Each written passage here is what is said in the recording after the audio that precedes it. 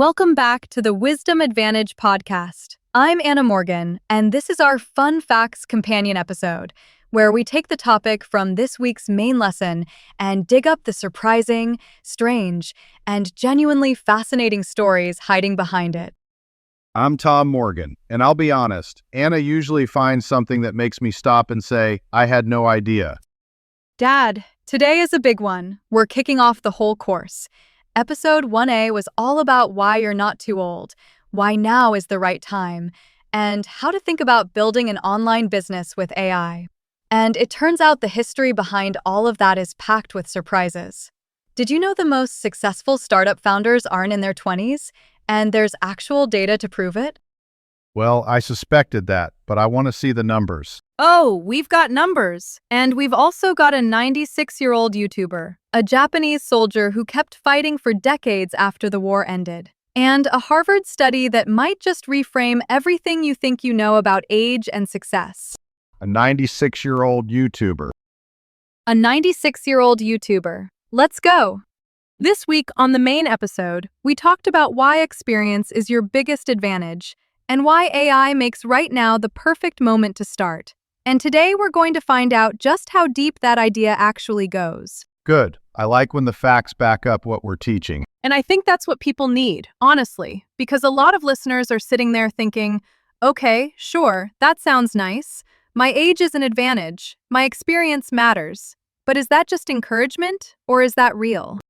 Fair question. Right, because if you've spent years feeling like the market only wants younger, faster, flashier, then hearing, no, actually, your judgment counts, it can sound a little too neat. That's because most of what people hear is nonsense from people selling speed.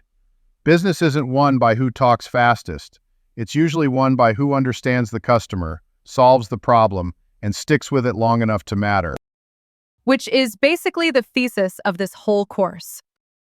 Pretty much, if you're 45, 55, 65, and beyond, you've got pattern recognition, you've dealt with people, you've watched industries change. You know the difference between a real need and a passing fad. And now the new piece is that AI can help with the part that used to stop people. The writing, the first draft, the tech friction, the packaging, the marketing language, all of that. Exactly. The old excuse used to be, well, I don't have a team. I don't know the software. I can't build the site. Fine. Those were bigger obstacles once. Not gone, but smaller, much smaller.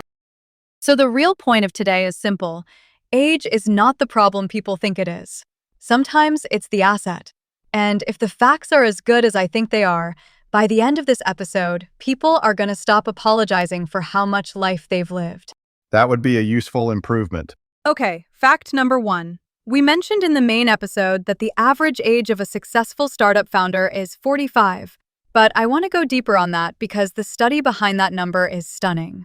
Researchers at MIT and the Census Bureau looked at 2.7 million company founders in the United States. And they found that founders who were 50 or older were nearly twice as likely to build a top growth business as founders in their 20s. Nearly twice as likely. That's not a small margin. It's not. And the researchers pointed to exactly what we talk about in the course. Industry experience, financial literacy, knowing how to read people, understanding what customers actually want versus what you think they want. Those things compound over time. The 30-year-old has energy. The 50-year-old has judgment. And in business, judgment usually wins. I've been saying that for years. Nice to see the data catch up. The data caught up, Dad.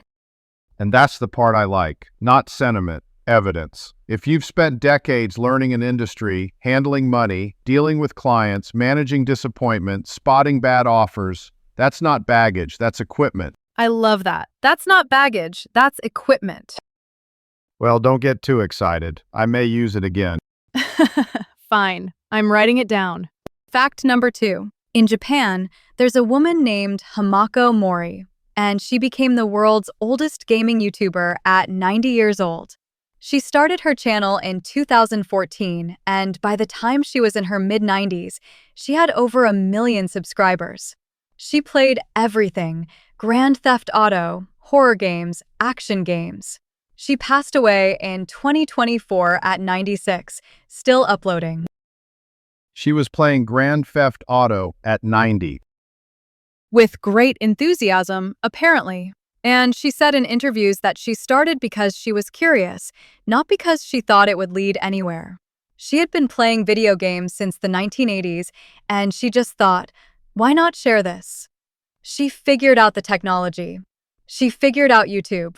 She built a genuine audience.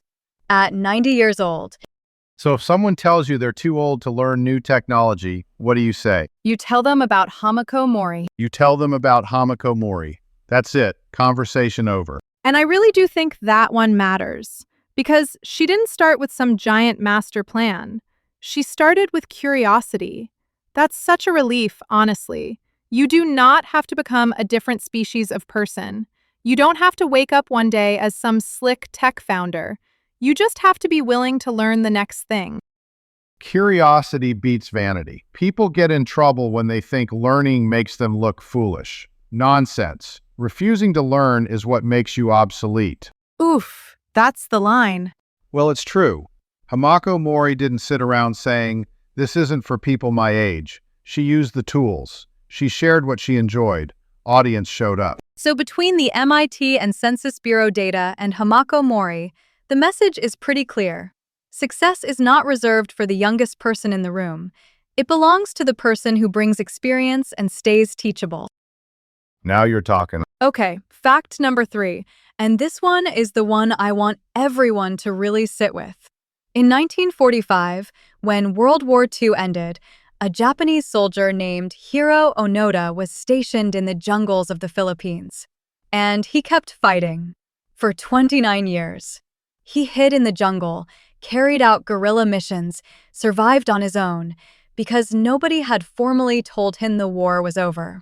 He was finally relieved of duty in 1974 when his former commanding officer flew in to do it in person. 29 years. 29 years operating on information that was no longer true. And here's why that matters for us. A lot of people are still fighting old wars in business. They're still believing that you need a huge budget to start a company, that you need to be young, that marketing means buying ads in a newspaper, that you have to do everything yourself because you can't afford a team. All of those things were true once. They're not true anymore. AI changed the rules. And the people who recognize that are decades ahead of the ones still in the jungle. Don't be Hiro Onoda. That's a lesson. Don't be Hiro Onoda. The war changed. The tools changed.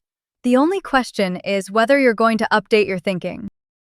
That's the serious beat in all this. Most people don't lose because they lack talent. They lose because they're obeying rules that expired years ago. Yeah, and sometimes those rules sound responsible. That's what makes them tricky. They sound practical. They sound safe, but they're old. Exactly. Old information can feel very sensible, doesn't make it current. Fact number 4. Harlan Sanders, better known as Colonel Sanders, was 65 years old when he franchised Kentucky Fried Chicken. He had been running a roadside restaurant in Corbin, Kentucky for years, but when a new highway bypassed his town and his business dried up, he packed his car with his pressure cooker and his 11 herbs and spices, drove around the country sleeping in his car, and pitched his chicken recipe to restaurants. He was rejected over 1,000 times before he got his first yes. 1,000 times. At 65. 1,000 times. And what kept him going wasn't youth. It wasn't technology. It was a belief that what he had built, the experience, the recipe, the process, had real value. That's exactly what we talk about in this course. You've spent decades building something. The question is whether you're going to package it and put it out into the world. Colonel Sanders did. A little late, maybe. But he did. And now there's a KFC in just about every country on Earth. Not a bad outcome for a 65-year-old sleeping in his car. Here's your fun takeaway for today. The people who figured this out first weren't the youngest ones in the room. They were the ones who stopped believing the story that it was too late. And your fun challenge this week. Share one of these facts with someone you know. Tell someone about Hamako Mori or Colonel Sanders or the MIT study. See how they react. Sometimes the best way to change your own thinking is to talk it through with someone else. And if today's episode got you curious, the full course is where all of this comes to life. You can find us at school.com/thewisdomadvantage. We'll see you next week. I'm Anna Morgan. And I'm Tom Morgan. Stay curious. Goodbye, Anna. Bye, Dad.